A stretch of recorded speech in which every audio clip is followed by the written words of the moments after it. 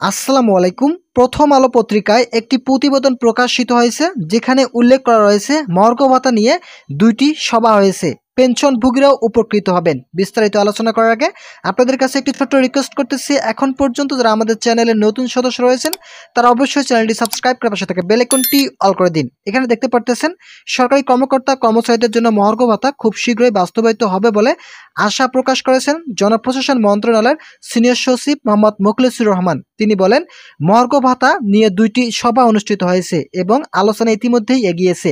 এছাড়াও তিনি ৪৩তম বিসিএস এ নিয়োগ প্রক্রিয়া বাদ পড়ায় ২৬৭ প্রার্থীর অধিকাংশই আবার চাকরিতে যোগদান দিবেন বলে জানান মোহাম্মদ মোখলেছুর রহমান। আজ বৃহস্পতিবার ৯ জানুয়ারি ৪৩তম বিসিএস এ বাদ পড়া প্রার্থীদের সঙ্গে বৈঠক শেষে তিনি কথা বলেন।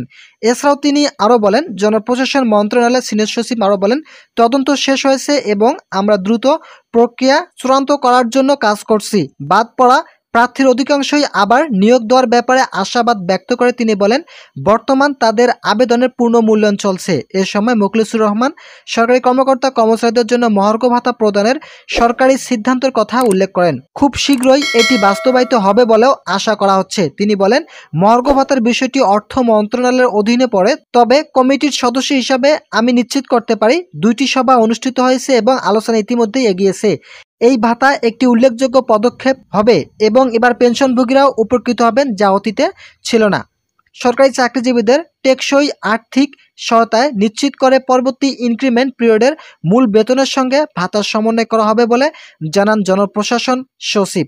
বাস্তবায়নের সময়সীমা সম্পর্কে এক প্রশ্নে জবাবে মোহাম্মদ মোখলেছুর রহমান বলেন, চলতি অর্থবছর শেষ হওয়ার আগেই এই ভাতা চালু হবে বলে আশ্বাস দেন। তিনি বলেন, আগামী ৩০ জুন এর আগেই ইনশাআল্লাহ এটি কার্যকর হবে। তিনি বলেন, অর্থ উপদেষ্টা ও অর্থ সচিব নির্দিষ্ট শতাংশ ও সময়সীমা বিষয়ে একটি স্পষ্ট ধারণা দেবেন। তো বন্ধুরা, এখানে দেখতে পারতেছেন আগামী ৩০ জুনের আগে কিন্তু আপনাদেরকে মহার্ঘ ভাতার আয়ত্তে নিয়ে আসা হবে। আরেকটি গুরুত্বপূর্ণ তথ্য হচ্ছে, এই বছরের শেষের দিকে কিন্তু মহার্ঘ ভাতা চালু হবে।